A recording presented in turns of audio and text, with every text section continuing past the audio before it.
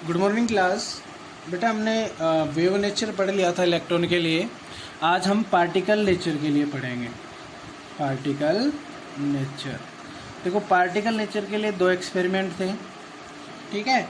एक एक्सपेरिमेंट था सेम उसी की तरह था जो हमने पहले किया था, निकल प्रिज्म वाला, जो डेविसन और जर्मन साइंटिस्ट था ना, उन्हीं के एक्सपेरिमेंट के बेस पे था।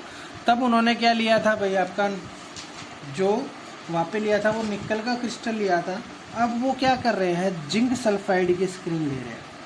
भाई किसकी हो गई, ZNS स्क्रीन, जिंक सल्फाइड की स्क्रीन ले ली और इस पर क्या कर रहे हैं, बीम ऑफ लाइट, ठीक है, बीम ऑफ लाइट का इस पर क्या कर रहे हैं, फॉल कर रहे हैं, स्ट्राइक कर रहे हैं। और जैसे ही बीम ऑफ लाइट स्ट्राइक होगी तो यहाँ पे क्या बन जाएगा, आपका स्पॉट बन जाएगा। क्या बन जाएगा, स्पॉट फॉर्मेशन। देखो बिल्कुल एक स्पॉट सा बन जाएगा यहाँ पे, जैसे स्ट्राइक होगी तो यहाँ पे एक बन जाएगा स्पॉट फॉर्मेशन हो जाएगा। और ये स्पॉट फॉर्मेशन किसको बताता है कि जो पार्टिकल है वो किस नेचर का है भाई, वो जो इलेक्ट्रॉन्स हैं वो किस नेचर के हैं भाई, पार्टिकल नेचर के, ठीक है। इस इफेक्ट को बोलते हैं साइंटिलेशन इफेक्ट। क्या बोलते हैं, साइंटिलेशन इफेक्ट। साइंटिलेशन इफेक्ट होगा जब कोई भी beam of light zinc sulphide screen पे स्ट्राइक करेगी और एक स्पॉट का फॉर्मेशन होगा, तब उसे हम बोलते हैं आपका स्पॉट फॉर्मेशन या साइंटिलेशन इफेक्ट। क्लियर, ये इसको बताता है। एक आपका जो मोलेकिन था oil droplet, Millikan oil droplet experiment. Oil droplet का एक्सपेरिमेंट किया, जैसे ऑयल की जो ड्रॉप ऊपर से हम डालते हैं तो वो किस नेचर में आती है, वो पार्टिकल एक बिल्कुल स्पेयर बन के आती है, ठीक है। ये नहीं है कि वेव की तरह घूमती हुई आएंगी, बिल्कुल क्या आएंगी, एक स्पेयर की शेप में आएंगी। तो उस चीज़ को भी इसने बताया था मिल्कमैन ऑयल ड्रॉपलेट ने, ठीक है। तो ये जनरली दो एक्सपेरिमेंट थे जो पार्टिकल नेचर को बताते हैं, ठीक है। ज़्यादा अपने यूजेस में नहीं है, ठीक है। अब जो आएगा वो मेन आएगा, उसे हम बोलते हैं Heisenberg uncertainty principle. Heisenberg uncertainty principle. देखो जो हाइजेनबर्ग अनसेंटिरिटी प्रिंसिपल था, इसने कहा कि हम क्या कर सकते हैं, change of position. Change of position मतलब डेल्टा एक्स, ठीक है, and change of momentum. Change of momentum, momentum होता है डेल्टा पी, ठीक है। कहता है कि हम किसी भी इलेक्ट्रॉन की पोजीशन का चेंज और उसके मोमेंटम का चेंज एक्यूरेटली मेजर नहीं कर सकते। कहता है कि it is the impossible to measure the change of position and change of momentum of a electron simultaneously, ठीक है। कि इनका चेंज, इनके अंदर जो चेंजमेंट आ रहा है पोजीशन और मोमेंटम का चेंज, उसको एक्यूरेटली मेजर करना इम्पॉसिबल होता है। तो जो हाइजन अनसेंटिलिटी प्रिंसिपल कहता है, delta x dot delta p is always greater than equal to h upon 4 pi, h upon 4 pi, ठीक है, h अपॉन 4 पाई, ठीक है भाई। ये क्या कहलाता है, हाइजेनबर्ग अनसेंटिलिटी प्रिंसिपल। यहाँ से देखो delta x delta p change in momentum को हम लिख सकते हैं m dot x mass into position, ठीक है, is equal to h upon 4। ये भी आप लिख सकते हैं, ठीक है। तो जनरली हमारा क्या हो गया कि चेंज इन पोजीशन और change in momentum accurately measure करना इम्पॉसिबल होता है। ये always greater than equal to होता है h अपॉन 4, ठीक है। इसका जनरली आपको क्या मिलेगा, ग्राफ। जनरली इसका अगर आप उन्हें डायग्राम से समझें तो डायग्राम से देखो बेटा, ये अपना माइक्रोस्कोप होता है, मान लो,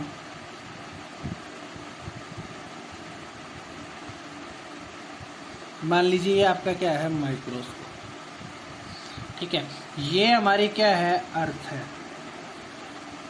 ठीक है, ये हमारी क्या है, अर्थ है, ठीक है। ये क्या है, इसका एक्चुअल पाथ, ठीक है, ये मान लीजिए यहाँ पे इलेक्ट्रॉन वो हम देख रहे हैं, तो इसका ये तो क्या है, एक्चुअल पाथ है भाई। ठीक है, ऊपर से जैसे ही हम इलेक्ट्रॉन को देखेंगे तो हमें अर्थ का एक्चुअल पाथ यही है ना। तो क्या कहता है कि इसका चेंज ऑफ पोजीशन इसका इसी पे होनी थी, लेकिन इस पे नहीं होती।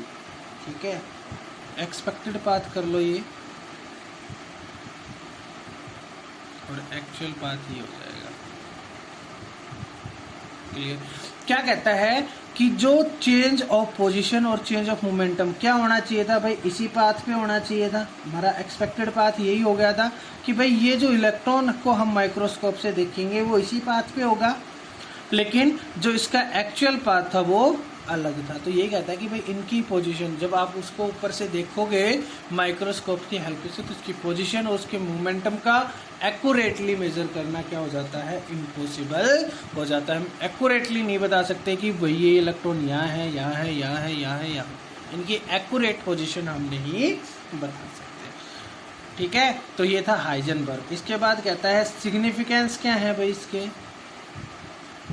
Significance of Heisenberg uncertainty principle. Significance of Heisenberg uncertainty principle कहता है कि ये सिर्फ माइक्रोस्कोपिक पार्टिकल के लिए है, माइक्रोस्कोपिक पार्टिकल्स के लिए।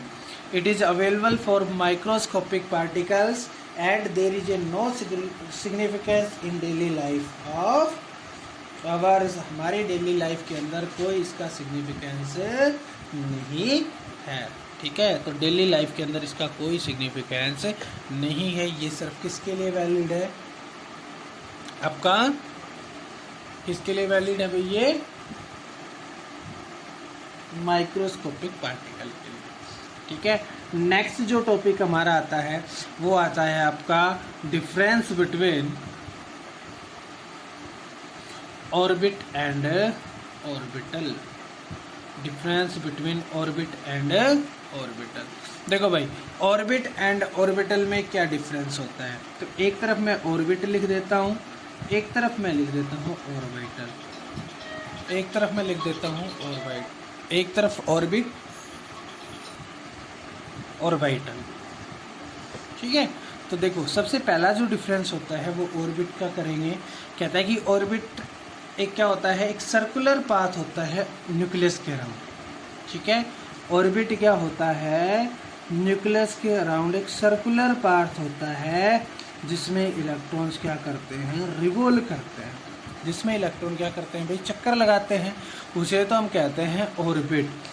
ऑर्बिटल क्या होता है, एक 3 डायमेंशनल स्पेस होता है। ये क्या होता है, एक 3 डायमेंशनल स्पेस होता है around the nucleus where probability of finding electron is maximum. Probability जो रहेगी इलेक्ट्रॉन्स फाइंडिंग की वो क्या रहेगी, मैक्सिमम। क्लियर भाई, क्या कि ये तो क्या होता है, एक पॉजिटिव स्पेस यानी कि न्यूक्लियस जिसके अराउंड इलेक्ट्रॉन रिवॉल्व करते हैं वो तो ऑर्बिट होता है, और एक 3D स्पेस होता है अराउंड द न्यूक्लियस। इस न्यूक्लियस के अराउंड एक 3 डायमेंशनल स्पेस हो गया जिसके अंदर मैक्सिमम फाइंडिंग इलेक्ट्रॉन क्या होते हैं। ठीक है, दूसरी बात क्या कहता है कि जो ऑर्बिट होते हैं वो सर्कुलर होते हैं। ऑर्बिट क्या होते हैं, सर्कुलर, लेकिन जो ऑर्बिटल होते हैं ना ये डिफरेंट शेप के होते हैं। ये डिफरेंट शेप, एस की सर्कुलर शेप होती है, पी की डंबल शेप होती है, अलग अलग शेप के होते हैं। ठीक है, तीसरा जो क्या कहता है कि जो ऑर्बिट होते हैं ना वो प्लेनर मोशन के अंदर होते हैं। किसके अंदर, प्लेनर मोशन के अंदर होते हैं। ठीक है, और ये आपके 3 डायमेंशनल मोशन के अंदर होते हैं। एक प्लेन यानी कि 2D के अंदर रहेंगे भाई ये, और ये किसके अंदर रहेंगे, 3D के अंदर रहेंगे। ठीक है, फोर्थ क्या कहता है कि ऑर्बिट जो होती है इनकी कोई डायरेक्शनल नहीं होती, डायरेक्शनल नहीं होती। इनमें एस ऑर्बिटल को छोड़कर बाकी की क्या होती है, डायरेक्शंस होती है। एस ऑर्बिटल स्फेरिकल होता है और स्फेरिकल में कोई डायरेक्शन नहीं होती। ठीक है, फिफ्थ क्या होता है, फिफ्थ ये कहता है कि जो मैक्सिमम नंबर ऑफ इलेक्ट्रॉन होते हैं किसी भी ऑर्बिट के अंदर वो होते हैं 2n स्क्वायर। ऑर्बिट के अंदर मैक्सिमम नंबर ऑफ इलेक्ट्रॉन होते हैं वो 2n स्क्वायर है।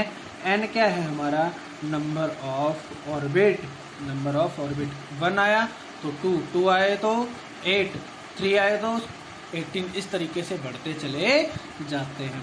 और इसमें क्या कहता है कि जो मैक्सिमम नंबर ऑफ इलेक्ट्रॉन होते हैं किसी भी ऑर्बिटल में वो कितने होते हैं भाई 2। एक ऑर्बिटल में मैक्सिमम कितने इलेक्ट्रॉन हो सकते हैं भाई 2 इलेक्ट्रॉन हो सकते हैं।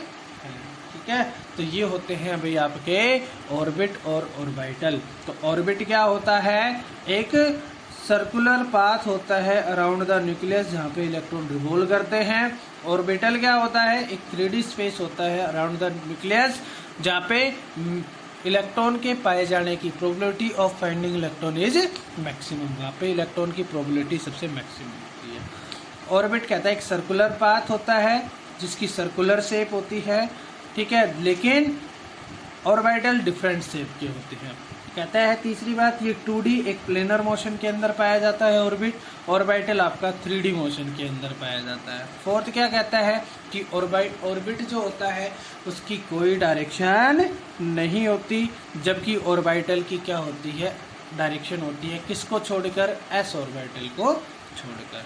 कहता है कि जो नंबर ऑफ ऑर्बिट्स होते हैं वो कैसे निकालेंगे, 2n स्क्वायर होंगे, और उनके इलेक्ट्रॉन हम कैसे निकाल सकते हैं 2n। जो फाइंडिंग ऑफ इलेक्ट्रॉन्स होंगे किसी भी ऑर्बिट के अंदर हम किस फॉर्मूले से निकाल सकते हैं, 2n स्क्वायर से निकाल सकते हैं। n क्या हो गया, नंबर ऑफ ऑर्बिट हो गया। और इसमें ऑर्बिटल में क्या कहता है कि नंबर ऑफ ऑर्बिटल के अंदर कहता है कि एक ऑर्बिटल के अंदर मैक्सिमम 2 ही इलेक्ट्रॉन होते हैं। तो ये डिफरेंस होता है ऑर्बिट एंड ऑर्बिटल में। होप सो बेटा इतना समझ में आया होगा। ठीक है, आज के लिए इतना ही। हम नेक्स्ट जब तुम्हारी छुट्टियां ख़त्म होगी तब हम डिस्कशन करेंगे। Thank you, have a nice day.